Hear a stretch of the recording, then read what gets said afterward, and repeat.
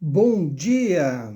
Começando mais um Despertando com o Dharma, dia 13 de janeiro de 2023, sexta-feira. Começando a preparação para o final de semana. Aguardando o povo. Bom dia, Paulinha, tudo bem? Quem mais que chegou que eu não vi? Muito bem. Hoje, sexta-feira, dia 13, sem musiquinha ainda, não consigo colocar musiquinha. Bom dia, Carla. Tudo bem? Tudo certo? Oi, mãe. Tudo bem? Tamo aí, tamo aí. Vamos lá. Bom dia, Grácia. Então, hoje é 13, sexta. Hoje é sexta-feira 13. Olha aí agora que eu me dei conta do negócio. Hoje é sexta-feira 13. É isso, né? Ah, que loucura. Bom dia, Isis. Como vão por aí, pessoal?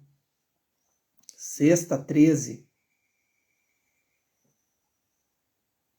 Bom dia, Conceição. Como vão, gurias? Bom dia, Ana Tereza. Tudo bem? Bom dia, Carol. Carol do Yoga. Que legal. De onde tu é, Carol? Carol Gel. Olha só, não me dei conta hoje quando eu olhei. Bom dia, Ângela. Quando eu olhei a data, 13. Não liguei que era sexta. Bom dia, Eliana. Bom dia, Carolina. Cozinha calma. Tá calma a cozinha aí? Eu não tô em casa, não sei como é que tá. Bom, tô vendo que o cenário ainda é o mesmo, né? Não tô por... A Carol é de Venâncio Aires. Que bacana, Carol. Tu tem uma escola de yoga aí?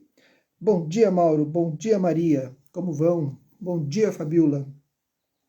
Então vamos lá. Hoje é sexta.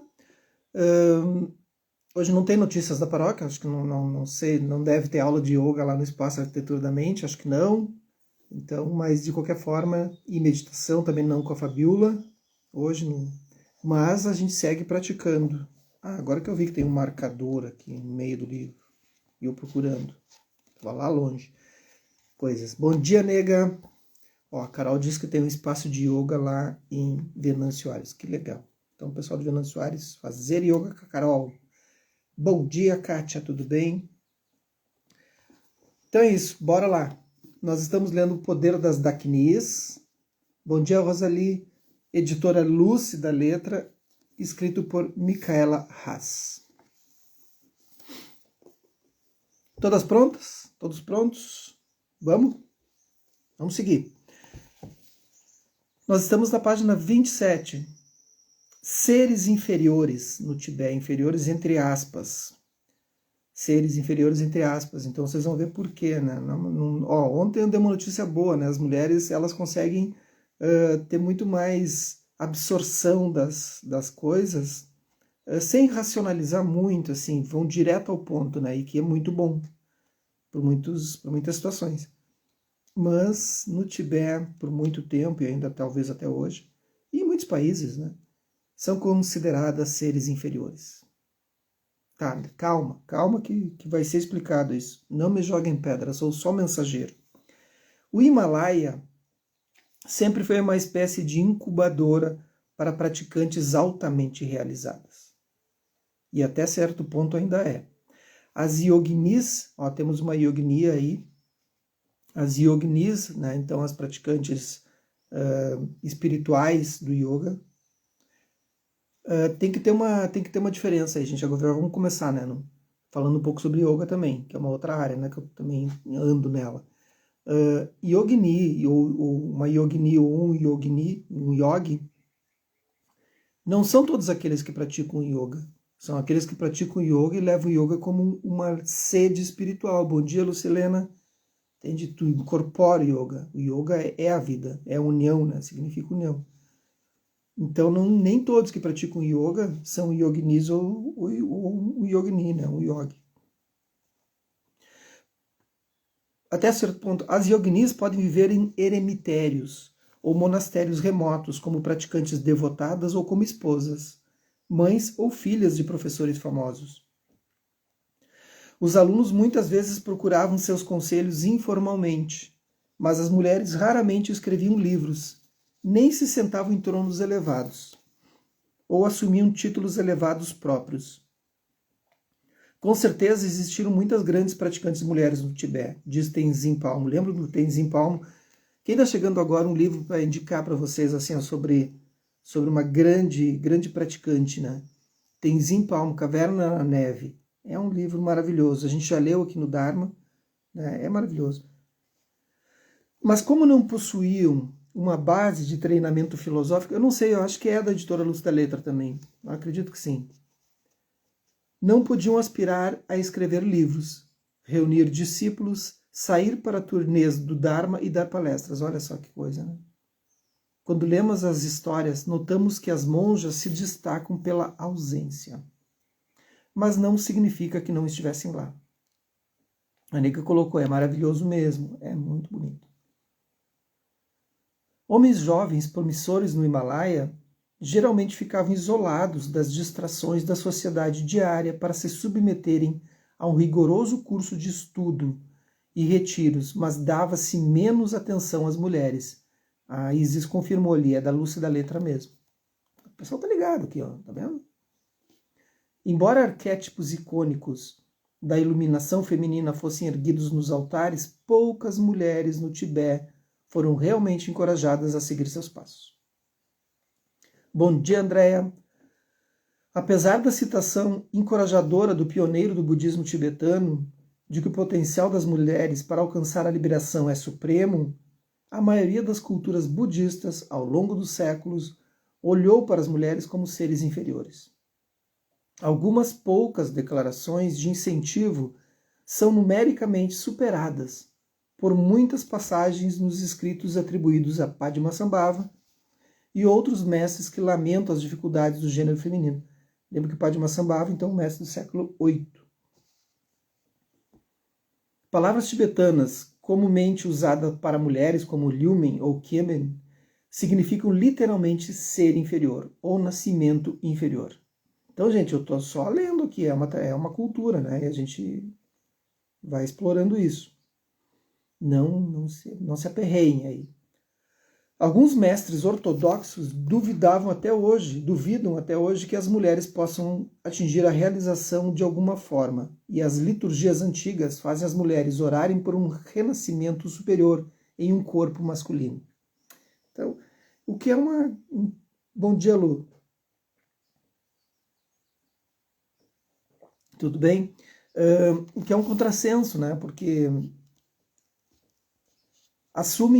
preferem assumir a cultura do seu lugar, né, do que a palavra do próprio Buda histórico, né, o Shakyamuni, Siddhartha Gautama, o Buda. Né? Então o Buda, ele já na sanga dele, ele já ordena as mulheres, né, a própria mãe dele, a Yasodhara, a esposa, né, e elas criam seus clãs, suas sangas, né, e monjas, como qualquer outro, né.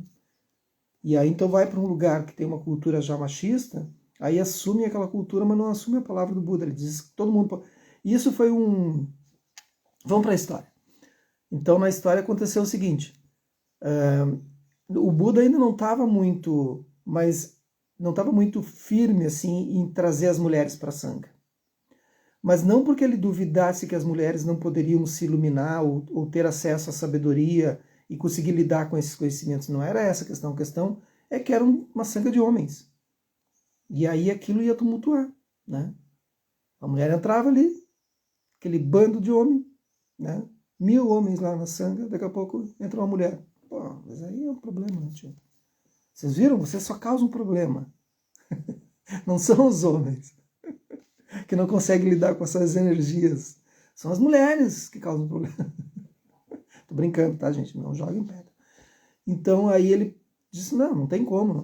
Daí Ananda, né, o braço direito do Buda, disse, olha, de tanto que a Mahapajapati, a mãe do Buda, substituta, né, porque a mãe mesmo dele morreu, né, 7 dias depois do parto, mas ela era irmã, né, aí ela pedia para o Ananda, disse, fala com o meu filho lá, porque ele tá achando que a gente não vai entender, né. Aí o Ananda, muito perspicaz, disse, mestre, todos os seres podem atingir a iluminação, todos. Aí ele, estou resumindo, né? Eles, inclusive as mulheres. Aí ele, pô, Nanda, agora tu me botou numa fria, né? Mas a questão era o problema da energia. Aí ele criou, então, a sanga feminina, né? Então, eles tinham uma assembleia geral, mas as sangas eram separadas para não causar... E até hoje é assim, em determinadas linhagens do budismo. No Theravada é assim. Eu participei, os homens eram separados das mulheres. Nas práticas, a gente se juntava no final do retiro, só no início e no final. Mas eram separados. A gente fica concentrado exatamente. O que não faz nenhum sentido hoje em dia, porque a atração pode ser de homem para homem, de mulher para mulher, né, ou de não atração também, né, então não, isso hoje é só mais um tabu assim do que qualquer coisa. Então nesse sentido muda tudo. Então é uma ilustração, né, do que é a sociedade hoje, só isso. Como ilustra a biografia de Dagmola Sakya, mesmo as mulheres contemporâneas muitas vezes não tiveram acesso à educação básica, pois não era preciso ter essas habilidades para ter filho e pastorear vacas. Uma de minhas amigas tibetanas, a única irmã de 4 renomados professores tibetanos, nem mesmo sabe sua data de aniversário, porque seus pais não acharam importante anotar o dia de seu nascimento, como fizeram com seus irmãos. Khandro Rinpoche fala sobre os preconceitos que encontrou quando tentou estudar textos filosóficos avançados. Na Ásia, quase sempre os homens eram aqueles que se sentavam em tronos, tomavam decisões importantes e eram reconhecidos como encarnações, enquanto a maioria das mulheres lavava roupa e cozinhava. Como a abadesa britânica Tenzin Palmo Ponta, de certo modo considero intrigante que 1/3 da população masculina do Tibete tenha se tornado monge. E mesmo assim haja poucas monjas. Quando questionados sobre os motivos, alguns professores tradicionais respondem que os homens estavam simplesmente mais interessados em estudos religiosos. Mas isso omite os fatos econômicos. Os monastérios eram frequentemente bem mantidos pelo governo, bem como pela população local, equipados com excelentes escolas e faculdades. No entanto, os poucos monastérios femininos ficavam em geral em locais extremamente remotos e, portanto, sem apoio dos moradores, sem financiamento por governos ou por patrocinadores importantes e sem professores adequados. Até hoje, os monastérios femininos na Ásia geralmente não têm os recursos que os mosteiros masculinos obtêm, e algumas das monjas que escapam do Tibete não sabem mesmo nem ler nem escrever. Então eu sei que é um baque para sempre, é só mais um, né, para as mulheres que passam por isso todos os dias, né, um preconceito, um machismo, todas as formas, um assédio, embora os homens também sejam assediados, mas infinitamente não na proporção que as mulheres são. Mas o que eu fico pensando, e falei ontem, né, e que 90%, desde que eu comecei a dar aula de meditação, que já fazem alguns anos, 95%, e no yoga também, aí a Carol, né, vai confirmar, 95% é mulher, né?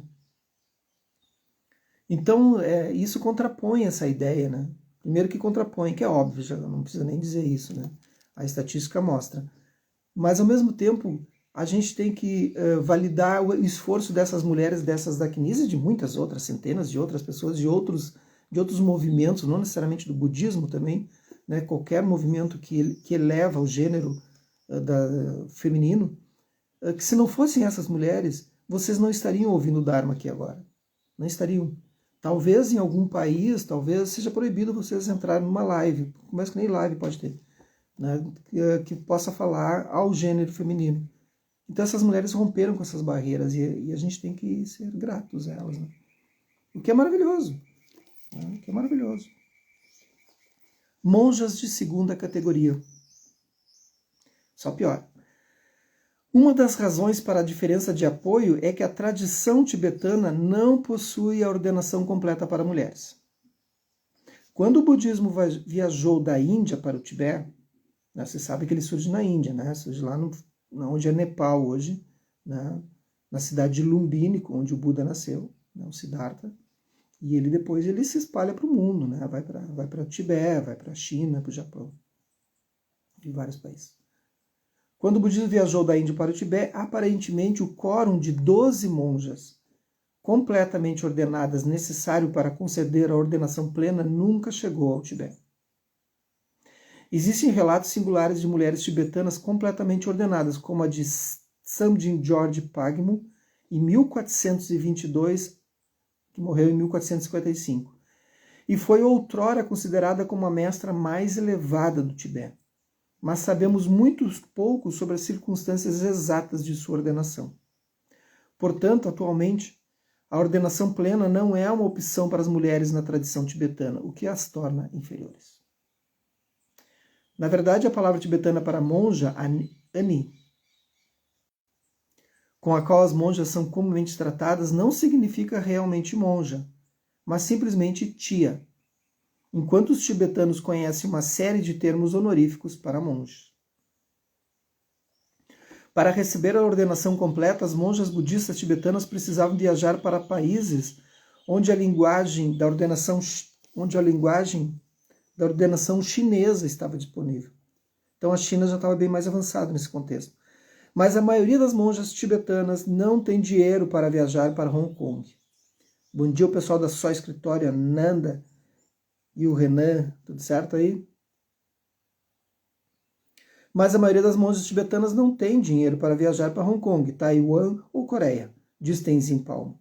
E mesmo que o fizessem, de sua parte, elas gostariam de ser ordenadas dentro da sua própria tradição.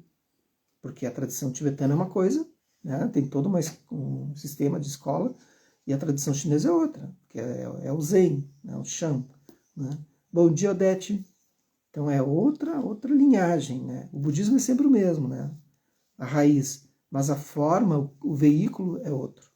A forma que é levada. E é totalmente outro.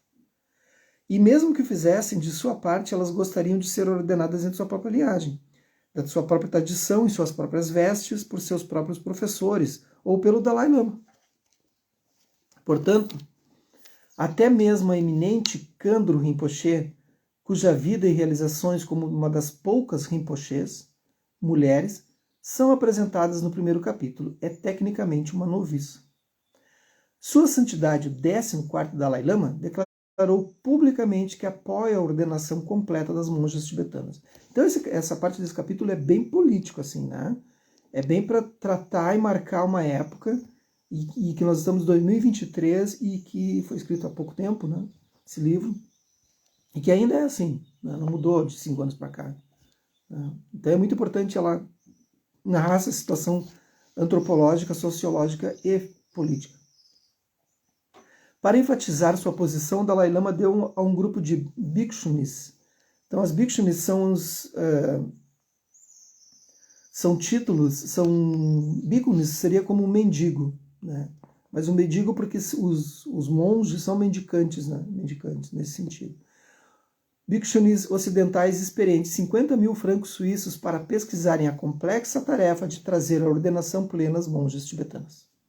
O Comitê para a Ordenação de Bhikshunis, com Tenzin Palmo e suas amigas Pema Chodron, que a gente já leu aqui, Karma Lekshe, Tsomo e Trubchen Chodron, continua a apresentar suas descobertas e sugerir soluções. Só ver aqui. Vocês lembram de me avisar quando for, por favor, 6h55. Que aí eu encerro para a gente começar a meditação. Como eu disse, no Instagram ele não mostra as horas, ele tira o relógio, não sei porquê.